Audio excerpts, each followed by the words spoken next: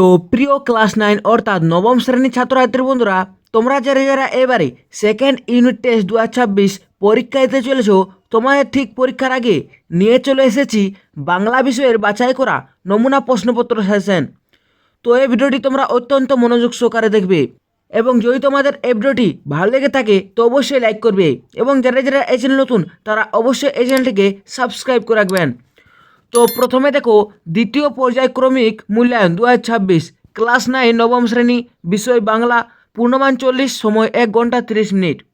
একের দাগে আছে সঠিক উত্তরটি নির্বাচন করো। একের দাগে আছে রাধারানী রথের মেলায় গিয়েছিল, এখানে উত্তর নেবে অপশন গ অর্থাৎ শ্রাবণ মাসে।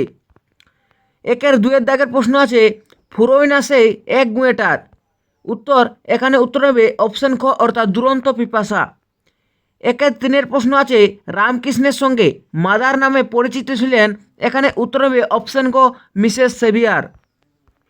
একের 4 নম্বর প্রশ্ন আছে জাদুকর অর্গাসের চশমার পাওয়ার ছিল, এখানে উত্তর হবে অপশন ক অর্থাৎ -20। একের 5 নম্বর প্রশ্ন আছে অনুমান শব্দটির অনু হলো একটি, এখানে উত্তর হবে অপশন ক সংস্কৃত উপসর্গ। একের 6 দাগের প্রশ্ন আছে কর্তব্য শব্দটির প্রকৃত প্রত্যয় হলো, এখানে উত্তর হবে অপশন গ অর্থাৎ ক্রি প্লাস তব্য। একের 7 দাগের প্রশ্ন আছে যে সমস্ত সংস্কৃত শব্দ সংস্কৃত ভাষা থেকে অপরিবর্তিত রূপে বাংলা ভাষায় এসেছে তাদের বলা হয়, এখানে উত্তর হবে অপশন গ অর্থাৎ তৎসম শব্দ। একের 8 নম্বর প্রশ্ন আছে ক্রিয়া বিশেষণ বিশেষিত করে, উত্তর অপশন খ ক্রিয়াকে। দুয়ের দাগে আছে অনধিক 20টি শব্দে উত্তর দাও।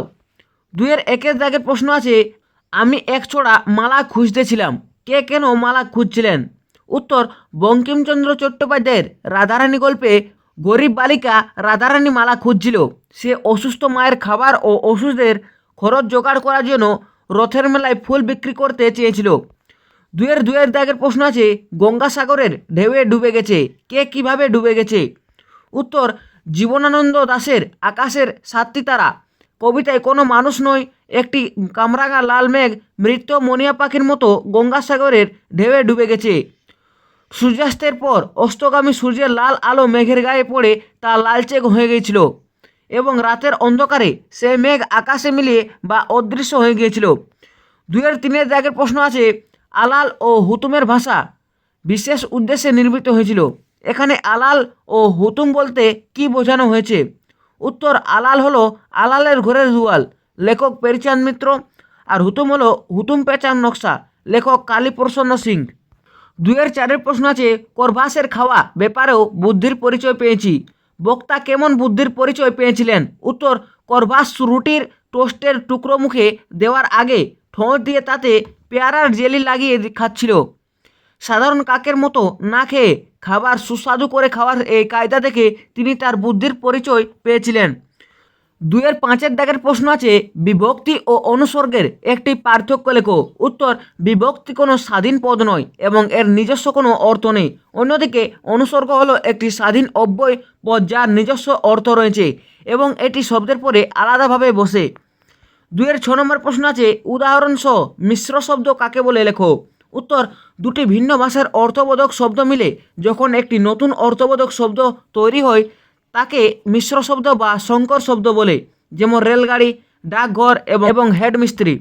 দুয়ের 7 দাগের প্রশ্ন আছে সাপেক্ষ সর্বনাম কাকে বলে, উত্তর যে সর্বনাম পদগুলো জোড়ায় জোড়ায় বসে একটি বাক্যের সাপেক্ষ অন্য বাক্যের সংযোগ ঘটায় তাকে সাপেক্ষ সর্বনাম বা নিত্য সম্বন্ধীয় সর্বনাম বলে। তারপরে দেখো 3 দাগে কি আছে কম বেশি 60টি শব্দে যে কোনো একটি প্রশ্নের উত্তর দাও। 3-এর 1 নম্বর প্রশ্ন আছে হারায় না তার বাগান থেকে কুন্দ ফুলের হাসি, প্রসঙ্গ নির্দেশ করে অংশটির তাৎপর্য বুঝিয়ে দাও। 3-এর 2 নম্বর প্রশ্ন আছে মোকদ্দমাটি বিধবা হাইকোর্টে হারিল, বিধবাটি কে, মোকদ্দমায় হেরে যাওয়ার ফলে তার কি অবস্থা হয়েছিল। তারপরে দেখো 4-এর দাগে আছে কম বেশি 60টি শব্দে যে কোনো একটি প্রশ্নের উত্তর দাও। 4-এর 1-এ আছে সংস্কৃতকে আত্মনির্ভরশীল ও স্বয়ংসম্পূর্ণ ভাষা বলা হয় কেন। 4-এর 2 নম্বর প্রশ্ন আছে আবার তোমাকে একটু সাবধান করা দরকার, কে কাকে সাবধান করেছিলেন, তিনি কোন কোন বিষয়ে সাবধান করেছিলেন। তারপরে দেখো 5-এর দাগের আছে কম বেশি 150টি শব্দে যে কোনো একটি প্রশ্নের উত্তর দাও। 5-এর 1-এর দাগের প্রশ্ন আছে, এরূপে সে ব্যক্তি রাধারানীকে লইয়া চলিল। উদ্দিষ্ট ব্যক্তির সঙ্গে রাধারানীর কীভাবে দেখা হয়েছিল, তিনি কিভাবে রাধারানীকে বাড়ি পৌঁছিতে সাহায্য করেছিলেন তা সংক্ষেপে লেখো। 5-এর 2-এর দাগের প্রশ্ন আছে, আবহমান শব্দটির অর্থ কী, কবিতাটির উৎসগ্রন্থের নাম লেখো। কবিতার মূল বক্তব্য সংক্ষেপে লিপিবদ্ধ করো। তারপরে দেখো 6-এর দাগে আছে, কম বেশি 150টি শব্দে যে কোনো একটি প্রশ্নের উত্তর দাও। 6-এর 1-এর প্রশ্ন আছে, চিঠি প্রবন্ধে বিবেকানন্দের স্বদেশ প্রেমের পরিচয় নিজের ভাষায় লেখো। 6-এর 2-এর প্রশ্ন আছে, বাঙালি মুসলমানও এ কর্মেও পরম তৎপর। কোন কর্মের কথা বলা হয়েছে, কেন সেই কর্মের প্রয়োজন দেখা দিয়েছে। 7-এর দাগে আছে, কম বেশি 150টি শব্দে যে কোনো একটি প্রশ্নের উত্তর দাও। 7-এর 1-এর দাগের প্রশ্ন আছে, পক্ষী সম্মেলন কোথায় অনুষ্ঠিত হয়েছিল, সেখানে প্রফেসর শঙ্কুর ডেমনস্ট্রেশনের অভিজ্ঞতা বর্ণনা করো। আর 7-এর 2-এর দাগের প্রশ্ন আছে, প্রফেসর শঙ্কুর করবাস উদ্ধার অভিযান সংক্ষেপে লেখো। তারপরে দেখো 8-এর দাগের প্রশ্ন, নির্দেশ অনুসারে যে কোনো একটি প্রশ্নের উত্তর দাও। 8-এর 1-এর দাগে আছে, ভাবার্থ লেখো। বিপদে মোরে রক্ষা করো, এ নহে মোর প্রার্থনা, বিপদে আমি না যেন করি ভয়, দুঃখ তাপে ব্যথিত চিতে নাই বা দিলে সান্ত্বনা, দুঃখ যেন করিতে পারি জয়, সহায় মোর না যদি জুটে, নিজের বল না যেন টুটে, সংসারেতে ঘটিলে ক্ষতি, লোভিলে শুধু বঞ্চনা, নিজের মনে না যেন মানিক ক্ষয়। তারপরে দেখো 8-এর 2-এ কী আছে, সারাংশ লেখো। সারাংশটি কী আছে, মানুষ অতি দুর্বল, সবল শত্রুর নিকট আত্মরক্ষার জন্য সে আর একটি কৌশল আশ্রয় করিয়াছে। মানুষ দল বাঁধিয়া বাস করে, সেই দলের নাম সমাজ। দল বাঁধিয়া থাকিতে হইলে স্বাধীনতাকে স্বাতন্ত্র্যকে সংযত করিতে হয়, নতুবা দল ভাঙ্গিয়া যায়। যে পাশব প্রবৃত্তি সমাজকে তুচ্ছ করিয়া মানুষকে কেবল আত্মরক্ষার দিকে প্রেরিত করে, দেশের কল্যাণার্থে মানুষ সেই পাশব প্রবৃত্তির সংযমে বাধ্য হয়। সহজাত সংস্কারের অভাবে অতীতের অভিজ্ঞতার ভর করিতে হয়। এই জন্য যে বুদ্ধি আবশ্যক, তাহার নাম ধর্মবুদ্ধি। ইহা বিশিষ্টরূপে মানব ধর্ম, সমাজ রক্ষার অনুকূল, ইহা লোকস্থিতির সহায়।